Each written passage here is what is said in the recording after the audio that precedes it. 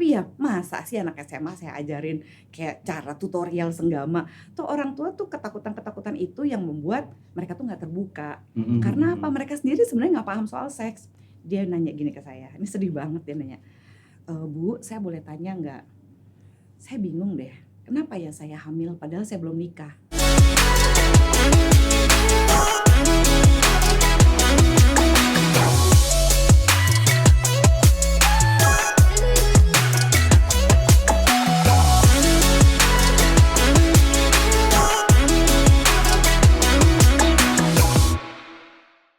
Talk with Domike hadir lagi bersama Nino dan Michael. Yes.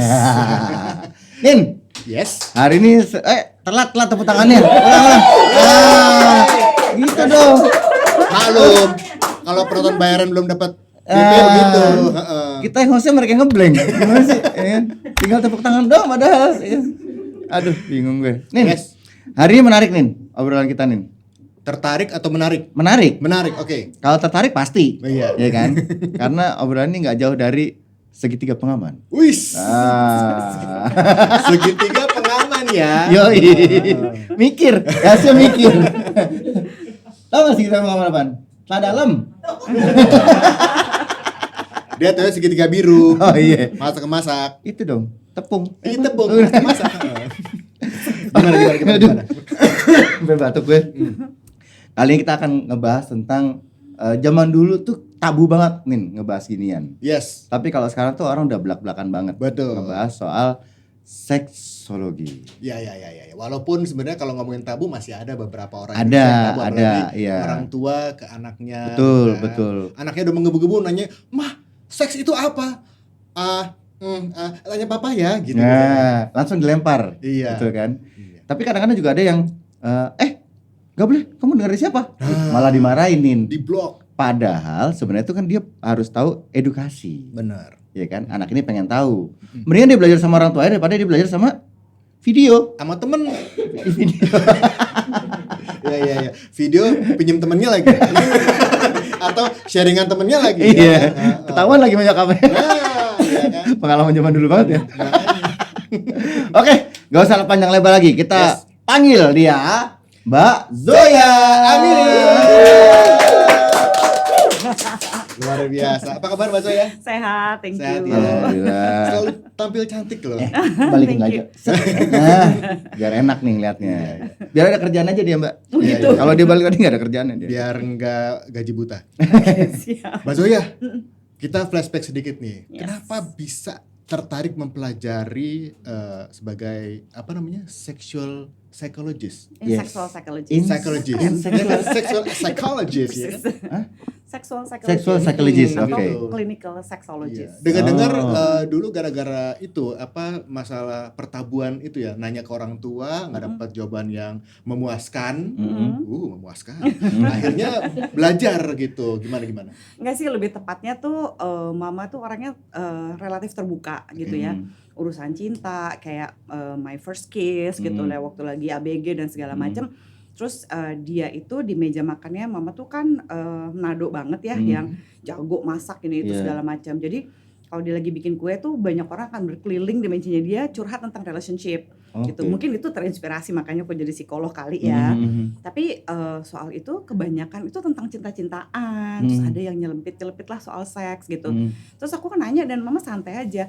Iya, ada yang kayak gini, kayak gitu. Terus aku lama-lama kan aku nanya, kenapa sih mah kok ada yang bilang kalau mau hubungan seks pertama tuh kok sakit? Oh mungkin karena ini, karena itu gitu. Nah growing up ada banyak pertanyaan-pertanyaanku udah gak bisa dijawab gitu sama mama yang kayak apa ya, gak tahu ya gimana ya gitu.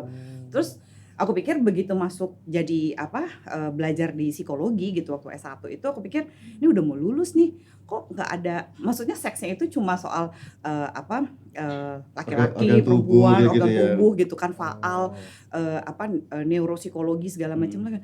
Mana ya soal seksnya per se gitu. Nah pas udah mau lulus ikutlah kuliah almarhum Prof. Sarito Wirawan Sarwono. Itu benar-benar judulnya perilaku seksual gitu. Nah di situ gitu kan, oh begini ya, emang dunia luas banget ya gitu. Itu waktu itu kelas praktiknya berapa SKS? Cuma 2 SKS. Bisa nggak ambil mata kuliah itu dong tuh? lucu aku diajak sama Mas Ito untuk jadi asisten dosen kan, pas lagi mau bikin skripsi memang tentang perilaku seksual gitu. Nah pas di situ lucunya pas jadi asisten dosen itu kan pernah jadi itu legend banget sih, pernah jadi mata kuliah lintas fakultas. Nah maksudnya kalau orang dari antropologi, fakultas ilmu budaya itu kan ya normal banget ya, atau FKM gitu, fakultas kesehatan. Terus tiba-tiba dilalah ada yang arsitektur, fakultas ilmu komputer. Gimana? Ini apa gunanya ya ini? Mungkin kayak buat praktek pribadi ya. Iya. Karena kan mungkin mereka kan rata-rata orang yang di belakang meja ya, yang orang-orang yang serius. Kadang-kadang mungkin juga secara pengalaman tentang seksologinya juga mungkin kurang atau apa. Kita juga kan nggak tahu ya. Mungkin kan ABG kali ya. Maksudnya tapi dibanding kayak misalkan anak-anak yang kayak fakultas ekonomi yang pada brutal-brutal itu kan, atau kan kayaknya beda ya. Kalau arsitek kan lu tiap hari ngeliatin penggaris gitu, kaku ya kan. Nggak tahu ya, mungkin kan pengalaman hidup seorang dibandingkan apa yang dia pelajarin, tapi kan kehidupan sosialnya kan pasti tetap ada dong, kayak pacaran lah, apalah gitu ya. Mungkin itu kali ya pemahamannya sama aja, meskipun aku masuk psikologi kan tetap kayak pengen memahami apa sih itu. Soal cinta ada psychology of love, tapi kok sexual psychology nggak pernah benar-benar dibahas. Nah pas lagi ini kelas tambahan pula, bukan kelas wajib gitu, sama kelas Prof. Sarlito itu. Nah satu kali karena aku mau bikin skripsi tentang itu, Prof. Sarlito bilang gitu, Zoya, kamu mau nggak jadi seksolog? Hah? Apaan tuh? Gitu kan dia. Sebentar, seksolog namanya? Seksolog. Oh, seksolog, oke. Seksolog. Aku mikir, seksolog apaan tuh Mas? Ini adalah terkait dari banyak bidang yang berhubungan dengan seksualitas manusia. Tapi kamu nanti, dia udah ngarahin, S2-nya ngambil psikologi klinis ya. Aduh, mana susah lagi gitu. Maksud, nggak ada habis-habisnya ini di UI. Masuknya susah, keluarnya susah gitu kan. Tapi itu semua dari referensi dari si Prof ini? Dari Prof. Sarlito gitu. Terus Prof. Sarlito bilang, dan nanti kamu saya kenalin sama Prof. Wimpi Pangkaila, yang waktu itu kita sudah punya Asosiasi Seksologi Indonesia. Itu di bawah World Association of Sexology dulu namanya, sekarang World of Association Sexual Health. Jadi untuk menjadi seksolog di dunia ini itu nggak bisa kalau tidak ada sertifikasi dan pendidikannya. Dan pendidikan ini diakui oleh WHO gitu. Jadi kalau misalnya ada banyaklah mungkin yang nakes atau apa gitu ya, asal ngomongin seks terus bombastis, itu nggak niscaya menjadi seksolog gitu. Oke. Nah, sorry dok. Dok lagi. Dosa grogi. Masih ke bawah ya. Maksud gini, kan kalau zaman dulu sama zaman sekarang agak beda nih ya, secara kita bicara tentang seksologi ya. Karena kan zaman sekarang tuh udah bener-bener open mind semua ya, semua orang tuh udah terbuka banget tentang seks gitu. Karena anak-anak kecil pun sekarang udah banyak banget yang bisa buka situs porno secara umum ya. Kan sempat begitu sebelum akhirnya ada beberapa pemerintah juga ada yang suka ngeblok gitu ya. Tapi kan ada beberapa hal yang mereka bisa dapat secara cuma-cuma gitu kan. Nah ini kan juga menjadi suatu pembelajaran mereka yang ternyata dapat dari luar, bukan dari orang tua nih. Nah terus sebenarnya harusnya kayak gimana sih dok, kayak gitu-gitu? Dok lagi. Gue kan jadi kebayang. Gue dokter banget kali ya. Gue berasa lagi konsultasi seks ya. Gue lagi datang ke rumah sakit ya kan, konsultasi seks sama dokter nih kan gitu. Sorry Mbak. Gue salah pakai baju deh harusnya. Salah nih. Putih sama lagi kita. Harusnya pakai t-shirt aja ya gue. Jangan tersempit kayak gue. Gimana Mbak? Jadi kalau misalnya ini keterbukaan soal seks sama tentang video pornografi itu sebenarnya hal yang berbeda. Kalau soal pornografi dari zaman dahulu kala, dari zaman masih VHS lah gitu ya, beta gitu sampai VCD, DVD gitu kan ya. Emang bidangnya dia udah ya.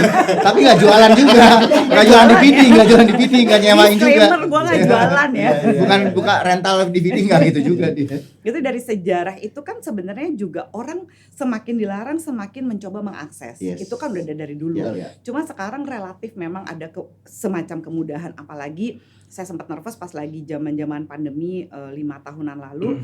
Kalau misalnya diingat itu Pornhub sempat memberikan gratis gitu ya, in terms of supaya ya pandeminya nggak stres lah gitu-gitu, malah tambah stres gitu. Tapi keterbukaan soal seks itu adalah soal bagaimana mereka mau mengedukasi dirinya mengenai seksualitasnya. Gak usah tentang seksualitas orang lain. Jadi tentang apa sih artinya seksualitas kamu yang berusia 10 tahun, 13 tahun, 30 tahun. 50 tahun, 80 tahun kan beda. Iya. Karena seks itu kan urusan tentang ekspresi cinta, tentang kenikmatan, tentang kepuasan, tentang trauma, tentang ketakutan, betul. tapi juga tentang banyak hal yang menyenangkan gitu dari kamu lahir sampai kamu meninggal dunia. Nah, keterbukaan ini yang jarang, sayangnya kalau soal pornografi orang tuh lebih gitu ya, kayak zaman dulu kan Twitter, sekarang X gitu kan, gampang banget nyarinya. Keterpaparan zaman sekarang bukan berarti keterbukaan. Jadi sengangannya zaman gue dulu lah gitu.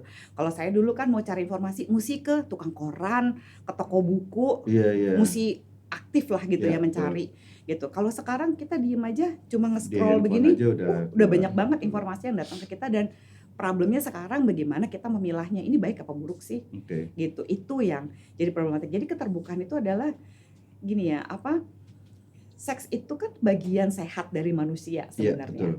Tapi karena orang nggak terbuka, kalau misalnya video porno mah biasa, tapi kalau seks edukasi apaan tuh, gitu. Sama kayak kekonyolan kayak gini. Misalnya saya lagi memberikan seks edukasi nih gitu ya kepada taruhlah misalnya anak SMP atau SMA gitu ya. Guru-gurunya semuanya udah on board, udah oke segala macam. Nanti protesnya dari mana? Orang tua. Iya, betul. Ngapain sih diajarin apa anak saya? Loh, seks edukasi itu memberikan skill kepada anak untuk bilang iya atau tidak terhadap relationship, cinta, naksir dan sebagainya. Karena seks edukasi itu bukan pelajaran biologi. Pelajaran biologi itu nggak bikin dia tahu gitu bagaimana dia bisa melakukan tubuh doang kalau biologi kan. Nah, orang tua itu sering berpikir bahwa seks edukasi itu tutorial senggama. Sudah pengen kalau gitu mah. Tutorial mah pengen. Tutorial tawa lu.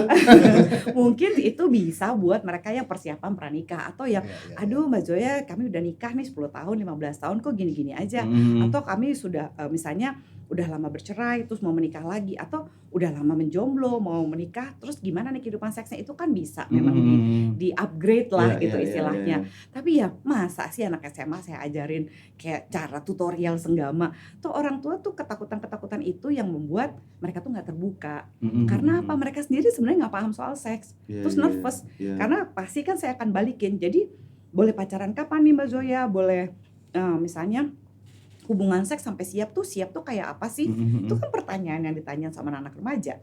Saya akan nanya balik lagi ke orang tua kamu sesuai dengan nilai budaya dan yang kamu percaya. Yang penting jangan menghakimi. Kalau keluarga ini percaya terhadap hubungan seks sebelum menikah, keluarga ini meskipun agamanya sama percaya bahwa nggak boleh seks sampai menikah, ya hormati saling itu. hargai lah Gitu. Jangan menghakimi orang. Ih dia begini ya, kok dia begini ya.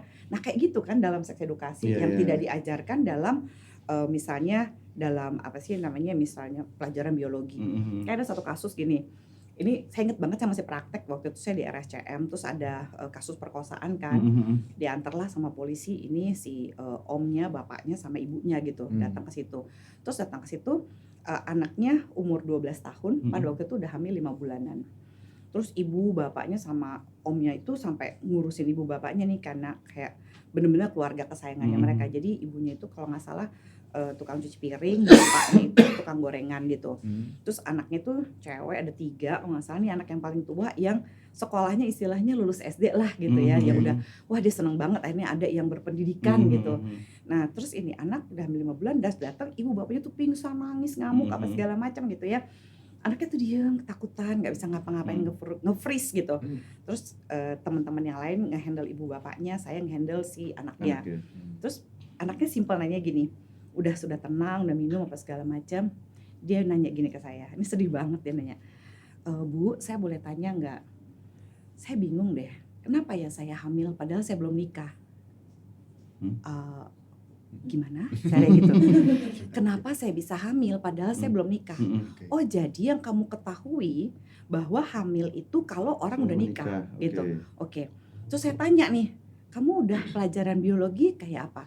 Kamu tahu nggak tentang proses perjalanan sperma bertemu dengan ovum, lalu proses pembuahan? Oh dijelasin.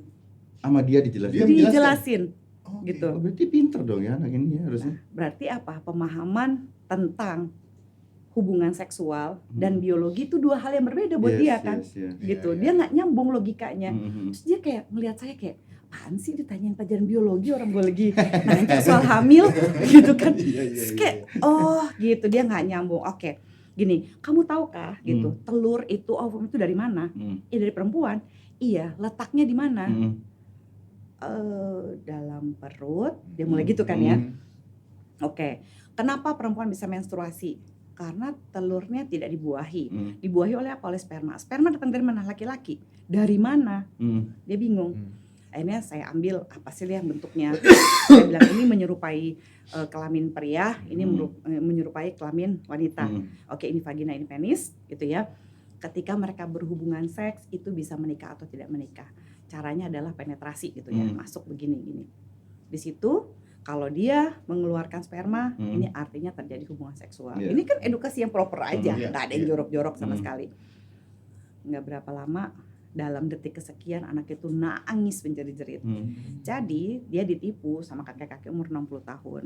Dibilang bahwa tolongin saya nak, saya bisa mati nih, saya mesti mengeluarkan cairan putih.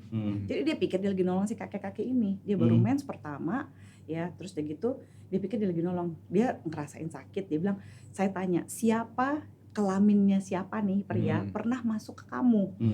Dia tanya, kok ada itu kakek itu, terus dia nangis jerit-jerit. Jadi dia begini, jadi saya itu sudah berhubungan seksual. Dan dia nggak tahu dan dia stres gitu. Saya ngebantuin karena kan kalau dia nangis dia lagi hamil 5 bulan kayak gitu. Jadi saya biarin dulu dia nangis gitu, udah selesai gitu ya, saya tenangkan, dan minum air putih, saya kasih tahu gitu, seks edukasi bahwa ini seperti ini. Memang idealnya kalau sebaiknya kamu sudah menikah, tapi ini bisa terjadi dan dia sudah terjadi pelecehan seksual dan perkosaan yang bahkan dia tidak pahami itu apa. Jadi seks edukasi bukan tutorial segama ya. Ini adalah mengajarkan anak tentang tubuhnya dan seksualitasnya. Nah, kalau kamu sudah mens, artinya kamu sudah bisa dihamili. Jadi jangan bilang ke anak perempuan, "Nak, kamu jangan jadi anak nakal ya, perempuan nakal ya." Nggak tahu. Nggak tahu juga kapan nakal kayak gimana ya kan. Terus anak laki-laki, kalau anak laki-laki ya pokoknya ya bebas lah, boleh begini-begini. Tapi ada nggak pernah ngasih tau anak laki-laki, nak, kalau kamu sudah puber, kamu sudah mimpi basah, artinya spermamu sudah matang, kamu bisa menghamili perempuan, kan gitu. Iya. Perempuan nakal main dicomber juga nakal. Ya kan?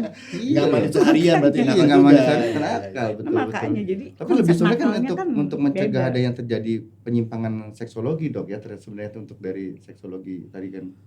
Aduh, kalau penyimpangan itu Beda beda lagi lagi, nih. beda di aku nih otaknya. Waduh. Ternyata banyak ya Penyimpangan maksudnya. beda.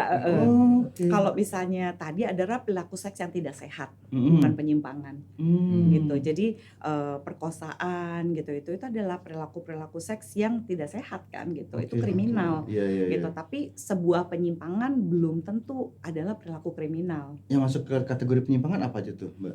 Kategori penyimpangan kalau menurut primbon kami ya, para psikolog dan psikiater. Ya, Paraden dia punya primbon, pakai Paraden. primbon, kamu juga punya primbon.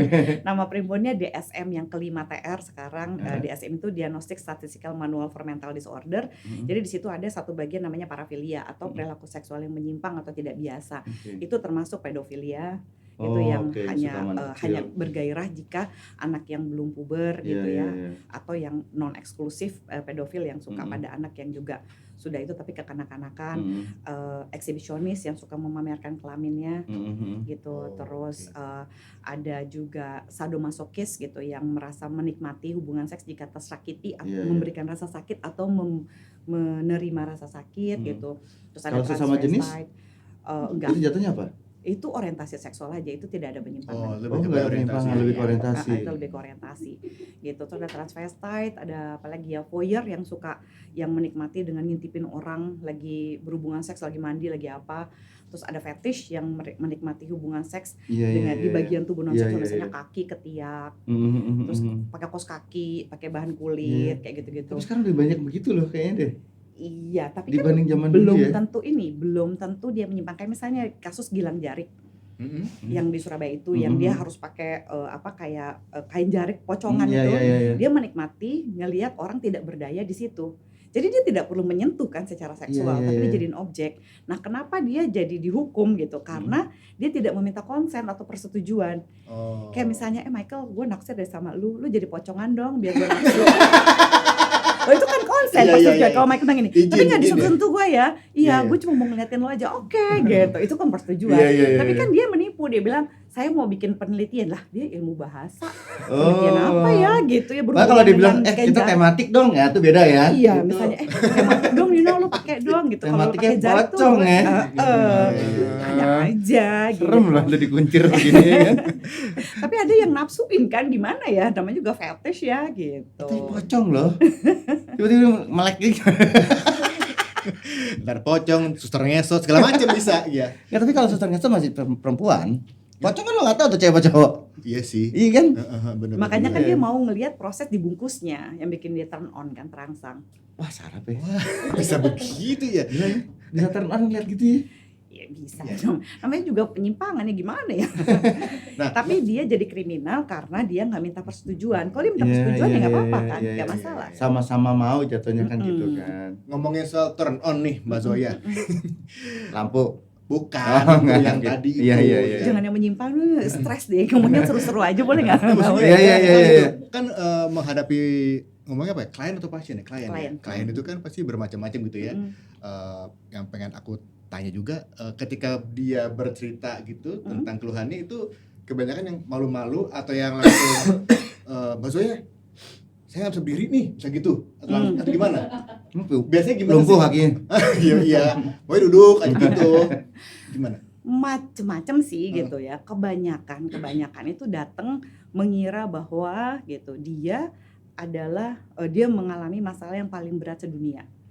Dan dia cuma sendirian. Nah biasanya ketika datang, dan saya suka pakai istilah gini, aduh kalau sofa ini bisa berbicara gitu ya. Kayaknya sofa konseling gue kalau dia bisa curhat, dia akan bilang enggak, tenang aja, banyak tahu yang kayak begitu. Gitu, bukannya menormalisasi, cuma mengatakan bahwa kamu nggak sendiri. Iya. Gitu ya, bahwa ada yang mengalami seperti ini, misalnya menikah sama-sama cinta tapi sekian tahun nggak hubungan seksual. Gitu, atau sekian bulan gitu, masih muda padahal ini itu gitu. Ini nggak ada penyimpangan apa-apa sama sekali, tapi ya karena ketakutan, karena trauma gitu. Jadi kebanyakan datang ya macam-macam gitu. Misalnya mulai yang istrinya mengeluh karena suaminya susah untuk ereksi gitu, atau suaminya ngerasa kenapa sih istri saya ketakutan terus gitu untuk tidak mau berhubungan seksual, atau mungkin karena vaginismus gitu. Terus masuk yang gimana ya caranya ngomong ke anak nih tentang seks nih, kita aja kagok nih, kaku nih gitu, risih nih. Terus mau ngomongin ke anak gimana, anaknya udah banyak nanya lagi gitu. Kan bagus sebenarnya anaknya jadi percaya, cuma orang tuanya juga kayak aduh mati gaya nih, gimana nih gitu kan. Maunya sih diserahin aja semuanya. Saya bilang saya nggak bisa, nanti saya akan ajarin juga ibu bapaknya, karena yang paling baik kan edukasi dari ibu bapaknya. Betul, kayak betul. nilai budaya agama kan orang beda-beda gitu. Jadi saya mesti balikin ke situ.